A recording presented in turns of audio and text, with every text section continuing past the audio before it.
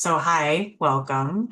I'm Bridget. I'm the Director of Global Engagement at the Chicago School, and we're going to talk today about CPT. That's what the biggest focus is on, CPT or Curricular Practical Training. And then we're also going to talk about some other international student employment regulations that relate to you as F1 international students, and go into a little bit of that and see if you have questions about any of it. And if you do have questions along the way, please feel free to unmute, put it in the chat, whatever you're most comfortable with. So yeah, Thank here, you. basically, I'm going to start with CPT. We'll talk a little bit about on-campus employment, social security numbers, and then some other things related to employment as well. So curricular practical training, or as you'll hear us refer to it all the time, CPT, is a temporary work authorization, and it's meant for F1 visa students to be able to gain practical experience off campus related to what you're studying. And it's typically through something like an internship, a practicum, a co-op. What we have at the Chicago School are the internship and practicum options that many of our programs require those. And then some have optional ones as well that you can do connected to your degree. So it really has to be an integral part of an established curriculum. That's from the F1 visa regulations. And you are able to do both part-time or full-time CPT. Part-time CPT is defined as anything that's 20 hours or less per week. And there is no limit to how much part-time CPT you can do, as long as it meets the other rules to be part of your curriculum. You can do part-time CPT for 1 year, 2 years. Our PsyD students are typically doing about 3 years of part-time CPT, and it won't have any effect on your eligibility to apply for optional practical training or OPT after you graduate. And then there's full-time CPT, which is anything that's over 20 hours a week. So if 21 hours a week, that would count as full-time CPT. And that is also a cumulative amount. So sometimes students do have more than one site or for an internship or a practicum. And if you're doing 10 hours at one site and 12 hours at another, that would be 22 hours combined, and that would count as full-time CPT. And the thing with full-time CPT is that you cannot complete more than 12 months of it without losing your eligibility to apply for OPT to work in your field after you graduate. And so we typically work our only students that tend to come up against this 1 year are the ones that are in the PsyD programs that require one final year full-time internship. And so we always work with them to make sure that you would be at least a couple days less than a full year of full-time CPT, because then you're still eligible for OPT. So it's kind of a strange rule because you could do 363 days of full-time CPT and you can still do OPT. But the minute you do 365 days or more of full-time CPT, you lose all of your OPT eligibility. You can't apply for OPT at that point. Got it. So the basic process of applying for CPT, you do have to be enrolled in a corresponding course for the semester when you're doing that internship or practicum. So it's typically one of those types of courses. We do also have an option. Sometimes students are going to a site to gather data for their thesis or their internship, and there is an option to have it tied to that, to their thesis or dissertation course. But most common with our students is being registered for an internship or practicum course. We do have a CPT application form that you would fill out and sign, and then your faculty advisor would also sign it. And along with that, you would submit a letter from the site or your company that you'll be working with. And on our CPT application form, we do have a template that you can show. So if you don't know what needs to be included and your supervisor is asking what needs to be in that letter, you can show them that template and they can copy it word for word and plug in the specific information, or they can make sure that their letter that they typically give as an offer letter, that it includes those details that are needed. And you'll see that this is linked here, and I will most likely tomorrow, I'll send out the PowerPoint slides so that you can also click on those links and get access to the information too. So these are the three things that you need to make sure you have to be ready to apply for CPT. And so you would send that completed application form and the offer letter to our office at least 2 weeks before your start date. We have a lot of students, typically anywhere between 50 and 70 every semester that are doing CPT. So we're authorizing a lot of CPT and CVIS leading up to the new semester. That's why we ask you to send it to us 2 weeks in advance. Then we can make sure that we get it added to your CVIS record and we'll send you an updated I-20. And you can't start at your site until you have that I-20 in hand that shows that start date. So we'll send you the new I-20, we'll email that to you, and you want to make sure that when you receive it, that you sign your I-20 on page 1, where it has the student attestation at the bottom of the page, because your I-20 is not valid without that. We try to remind you of this every time we send a new I-20 to students for any reason. We typically include that as a reminder, but I just want to make sure you do know about that. And it's also a good idea to provide a copy of your I-20 with the CPT on it to your employer. Employers aren't always aware of how CPT works or they don't know much about the F1 rules, but often their HR office will ask if you have proof of being able to work in the US. And when you're on CPT, your proof is that CPT authorization when you're here in F1 status. So you have to show the I-20 that has that CPT on it. You don't have any other type of employment document that shows that you're eligible to work here. And it's really important to remember that you cannot start any internship or practicum until you have that I-20 because you will lose your F1 status if you're doing that work without having that authorization because that's considered unauthorized employment.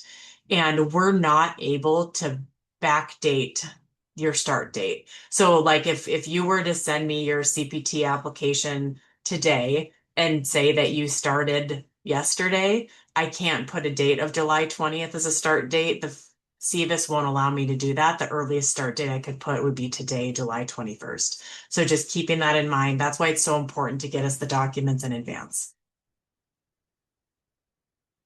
So a couple of other things that we do have to authorize CPT every semester. That's because it has to be connected to your course. And so it's based on your course registration for the semester. So right now we're working with a lot of students to help get your documents together for fall CPT.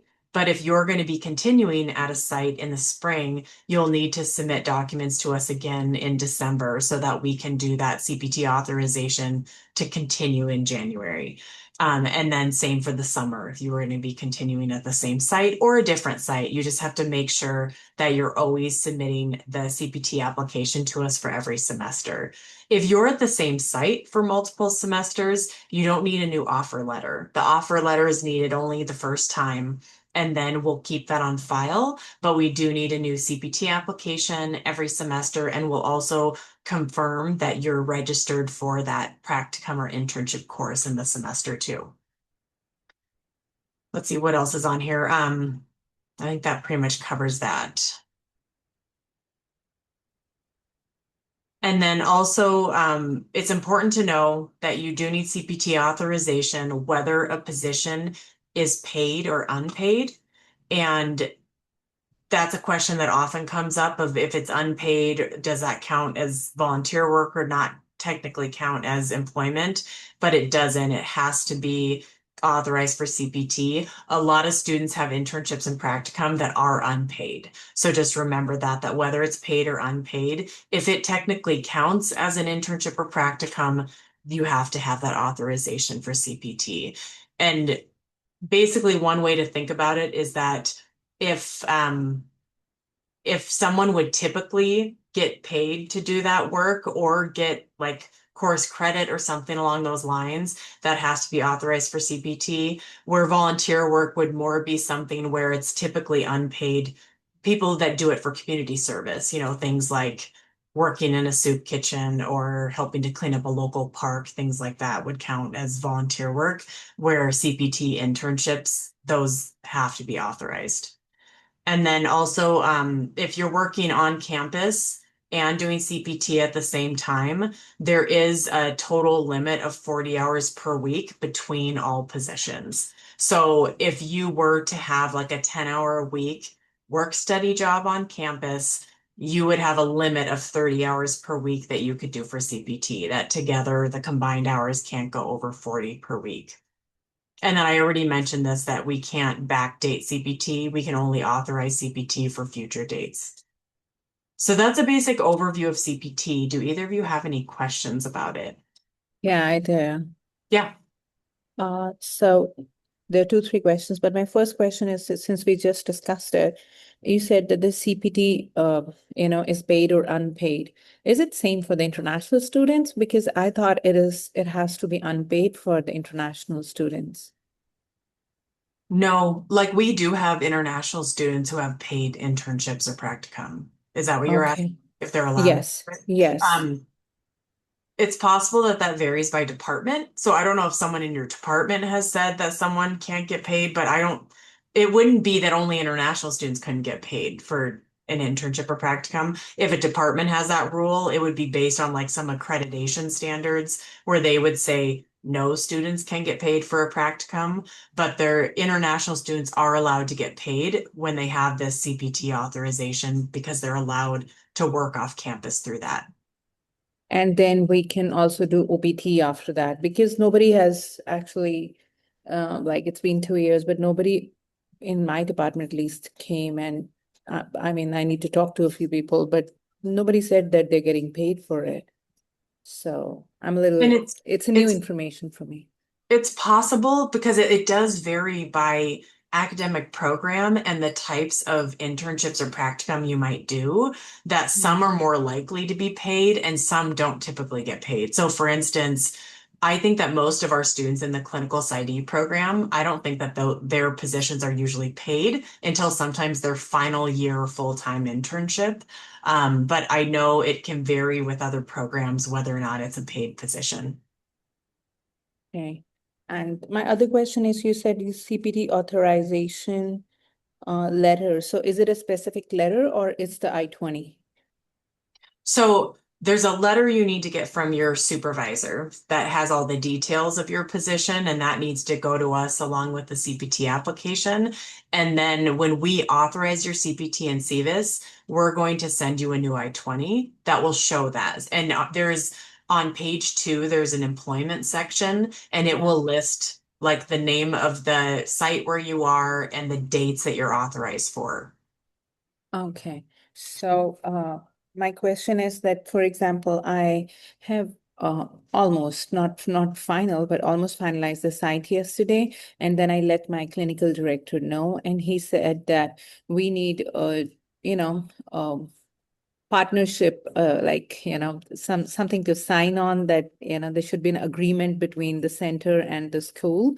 And so where does the CPT application stands in all that process? Because what he told me was that the person will be, there's some person who will be sending, who will be talking to the HR of the site, my supervisor, and sign an agreement. And then I don't know what was going to happen after that, but nobody mentioned CPT authorization in that chat.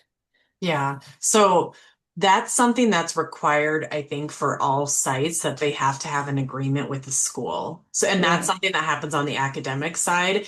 And then what we're doing is for you as an international student. And so if your department, maybe they're not thinking about you being an international student and they aren't the experts anyway on F1 visa rules. But so it's kind of like two processes that are parallel that you have to do, one with our office, and then that agreement must be because it's a new site that other students haven't been to before from your department. So there are two, like parallel two things running, and I need to take care of both of the things before we Yeah. start. Right. Okay. Yeah. Thank you. Yep. Yeah. Any other questions about Um, CPT? I did have a couple, Sure. just clarifying quick. So you mentioned that the course, like it could be a practicum or an internship, so it doesn't necessarily have to be like an academic course that the CPT is tied to. It can just be like under that practicum or that internship for that semester. Right. And those actually are each like they're individual or I should say specific to each department. So like the program that you're in, you would have either internship or practicum courses within that department that you would be taking to count towards your degree. So it is considered academic. Okay. And you'd be registered for that. Because I know like if you've done it at like the undergraduate level before, that's a little Hmm. bit different. And there's usually like Yeah. an internship course that anyone could take in any program. But for Yeah. our graduate programs, it's actually specific to your department. Oh, okay. Oh, okay. Okay. I'm gonna make note of that. Thank you. And then Yeah. I was also just wondering because you mentioned that we could do like on campus and CPT at the same time. Mhm. So, but like I guess this is not necessarily fully related to CPT, but how do we know if we're like qualified for that work study position? Because we don't, as international students, we don't qualify for federal work study, right? But as long Right. as it doesn't have that specification, we can still apply to that position on campus. Yeah. And actually, that's the next section. So if you don't have other questions on CPT, I can move over to the on-campus information Yeah, no, that was it for for CPT CPT. for me. Yeah. Okay. And I can always answer other CPT questions later if either of you think of something else, but I'll move over here to yeah, Awesome. on-campus employment. So yeah, as I think you know from studying here before, that students in F1 status are allowed to be employed on campus, but you're correct, you're not eligible for federal work study positions because those come that the funding for those comes from the federal government. And you are eligible though for college work study positions or CWS as we refer to them. And so for any of these positions, they don't have to be related to your field of study. And you'll see we have, I don't know if you've been in Handshake yet, but we do have jobs posted, like campus jobs will be posted in Handshake. And you'll see whether or not they require federal work study. And ones that don't require federal work study are ones that you would be eligible to apply for. And then a couple other things related to on-campus employment. So even though for the F1 rules, you're allowed to work up to 20 hours per week during the semester and over 20 hours per week during breaks. But at the Chicago school, we have a 10-hour per week limit for college work study because it's based on the amount of positions and funding that are available. And so, in order to make sure that more international students can have a position 10 hours is the limit for those. And so that's something you'll see too when you look at positions.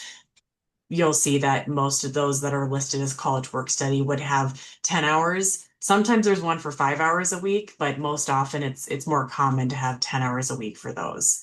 And then you have to be in your current active status. And so a question that comes up sometimes with students as they're nearing their program end date is if like they're waiting on OPT, if they can continue working in their campus job, and that's not allowed. Once your I-20 end date comes, you're not allowed to work on campus anymore at that point. And we do have a process once students find an on-campus job where they would fill out with their supervisor an on-campus employment form and send that to us. And part related to that is the process for applying for a social security number, which is the next section I'm going to talk about. But does anyone have questions about on-campus employment? I mean, just want to confirm or affirm that even when we are doing the practicum and internship, we can continue to do the 10-hour job if we have it. Correct. Okay. So, yep. So, for instance, if for CPT, if you have an internship if you're wanting to keep it part-time and it's 20 hours a week, you're still allowed to have a 10-hour per week campus work study job or college work study job. Right. Thank you. Yep. And even so, if we were to have like more than one on-campus job, we can't do more than 10 hours total for either. That's Or right. like, okay, but Yeah. is it 10 hours per job or like 10 hours in total for both? 10 hours maximum. Okay. Yeah. Okay. Yeah. Thank you. Yep. Like I was saying, that's because of the limited number of CWS positions. And if we had one student working 20 hours per week, that would prevent another student from having at least a 10-hour per week job. So that's why there's that policy in place. Yeah, that makes sense. Thank you. Yeah. So then I have a little bit of information about social security numbers. Basically, the social security number or SSN, those are used to track income and determine benefits. And so sometimes, we have new international students that don't have an SSN and they ask how they can get one. And it might be sometimes it's for something like a background check with a new like internship site. Sometimes it's related to background check for renting an apartment, something else along those lines, where they've been asked for an SSN and they don't have one to provide. But because the purpose of the SSN is to track income, the Social Security Administration won't issue F1 international students a Social Security number unless they have a paid position. And so not even like an unpaid internship or an unpaid practicum won't meet those requirements. But as soon as you have a paid campus job or a paid internship or practicum, then you'll be eligible to apply for this if you don't have one already. And so the part of the process too is that you can't apply for it until you're within 30 days of your employment start date. And so sometimes students will have let's say you find a campus job that will start at the end of August. You'll need to wait until you're within 30 days of that start date to start this SSN application process. And this is the basic process. You would send the offer letter to us. So let's say it's CPT. You're already sending us the offer letter as part of the CPT application process. And it would say on it if it's paid, and then that will be sufficient for you to apply for your SSN with that paid position. Or as I mentioned earlier, if you have an on-campus job and they give you that document, the kind of template letter that we have that says you have a paid on-campus job, that's the one you would send to us. And then we have our own version of a social security number support letter. We'll prepare that for you. And then we will give you both of those letters for you to bring to the Social Security office. And you would have filled out the application form that they have, bring your I-20, your passport, and your I-94. We also have all of this on our website. And so once we hear from a student that you need to apply for your SSN, we'll send you the letters and the links that you need with the next steps on going in to apply for your Social Security number. Any questions about SSNs? No, I finally had one after a long wait, so I Oh, don't have. good. Yeah, it can take a bit to find a paid position to apply for one. Yeah. No questions. Yeah. So let's see what else. Another thing I would just say, if you or like some of you already have your SSN, is just to make sure that you keep that card in a very safe place. I always find it a little funny that your social security number is a very important document and number that you need for a lot of things. People can steal your identity, and open up credit cards and things like that if they have your social security number in your name. So making sure that you just keep that in a safe place and that you don't lose it. It's just like a flimsy piece of paper kind of card, less, less safe than like a typical driver's license. So just making sure you keep it safe and you protect that number, only give that number out for legitimate, reasons that you need to use that number. Thank you so much. Thank you. Yeah. So just a couple other things I was going to go over related to employment. So I talked a little bit already about volunteering, that you are allowed to volunteer. There's no restrictions on that. Just making sure that it is true volunteer work. As I said, that it's not something that typically someone would be paid to do, and you have no expectation of any compensation, whether now or at some time in the future. And if it doesn't fit the criteria, it would be considered unpaid employment, which isn't allowed, which is why even if CPT is unpaid or an internship is unpaid, you still need to be authorized for CPT. And we do have a link in here too about some volunteer guidelines. If you though have a question, just reach out, to me or Charlene, and we can help you figure out if you're unsure if something counts as volunteer work.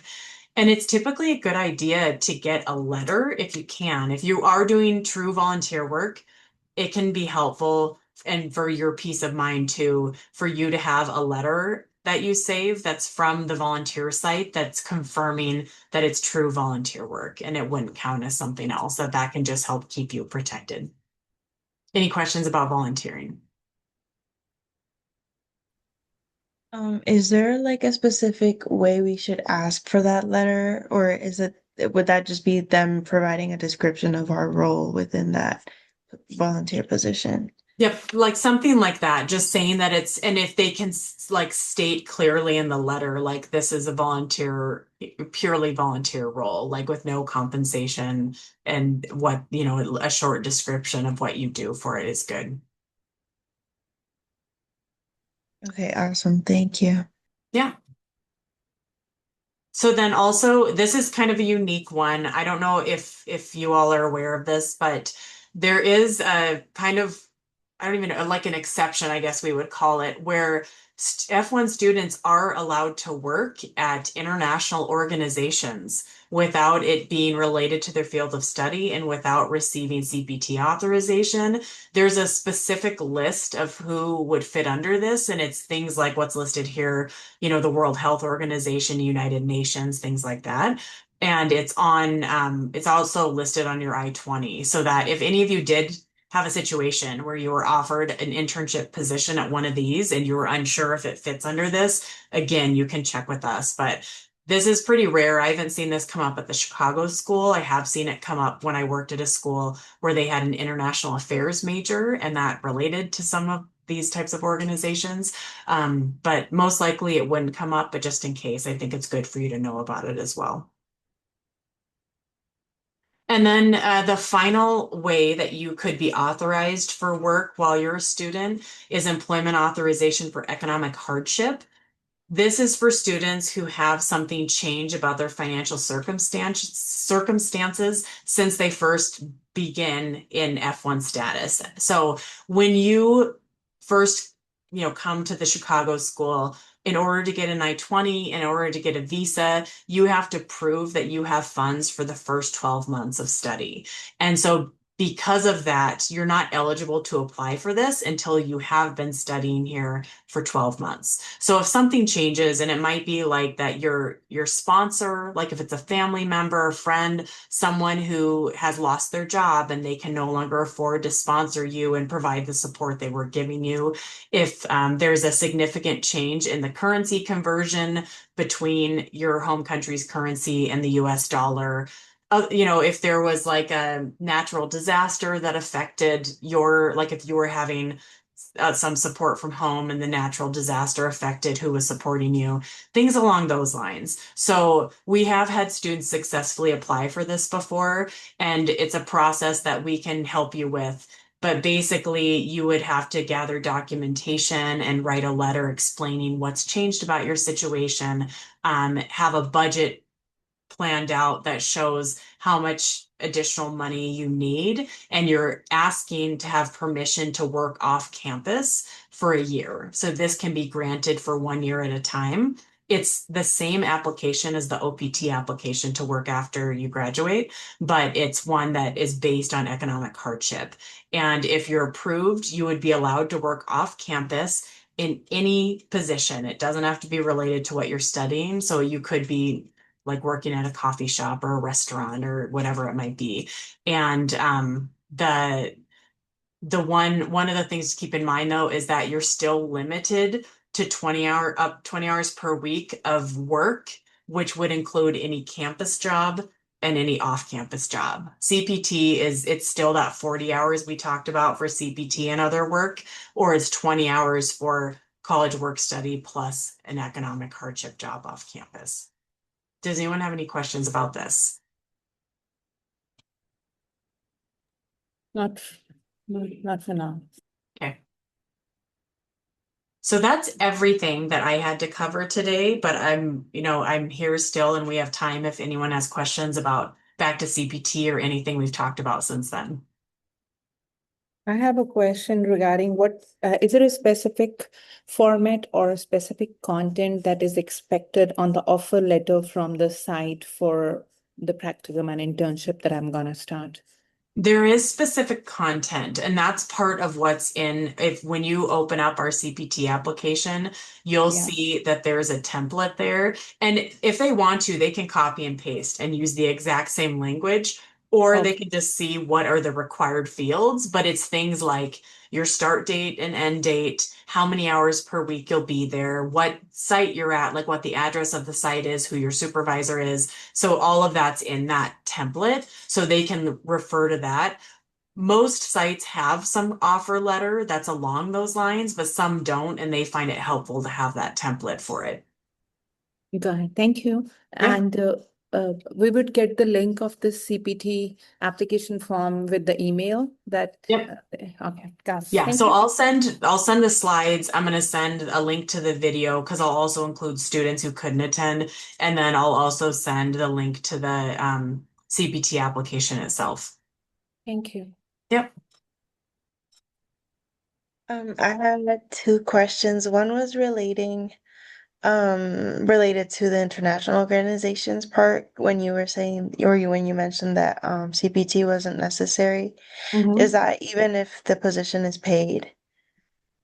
Yep. It was just okay, that was Yep. just out of curiosity. Yeah.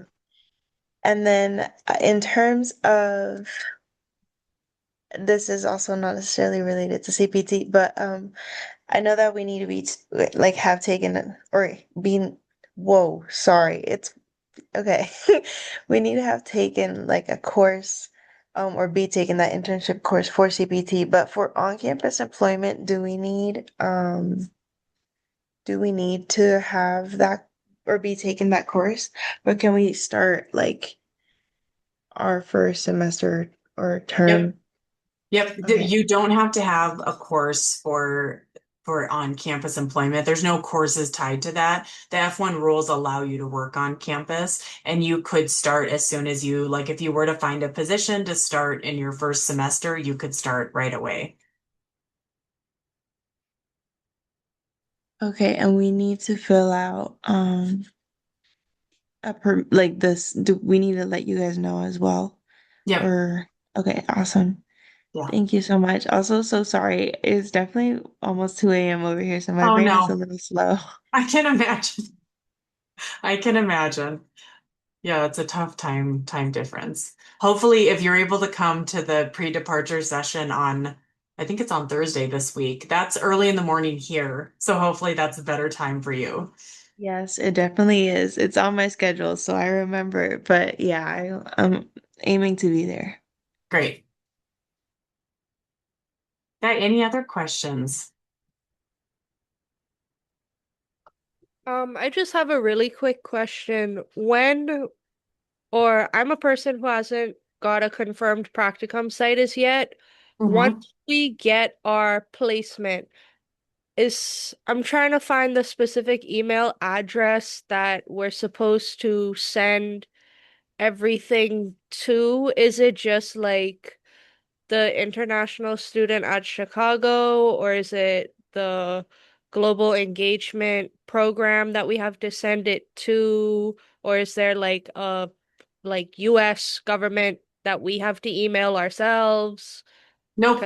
You just have to send it to our office, which I just put this in the chat too. It's international at the chicagoschool.edu.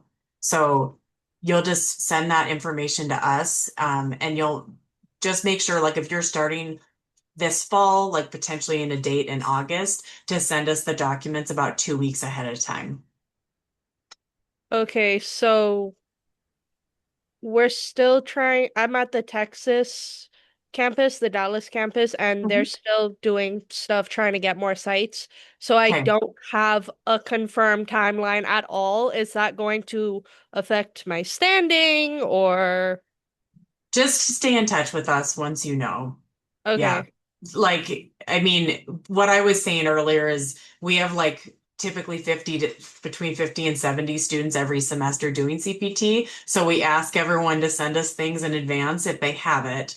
But because of the time it takes to add everyone's CPT authorization. But if your department is working with you and you're not, you don't have a site yet, it might be like that you end up starting at a site in September sometime, and just get in touch with us as soon as you have the information. And you can't start at the site until you have your CPT I-20. So just making sure that you get that to us. And if you let us know, like, we'll do our best to get an I-20 to you quickly so you could start at the site.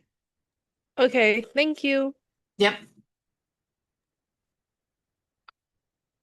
So just to sum it up, like, so I've understood it correctly, it's like we get the offer letter and we fill the form and we send it to you, right? Mhm. Right. Thank you. And register for the course that corresponds to it. Yes, thank Yep. you. Yep. Yeah.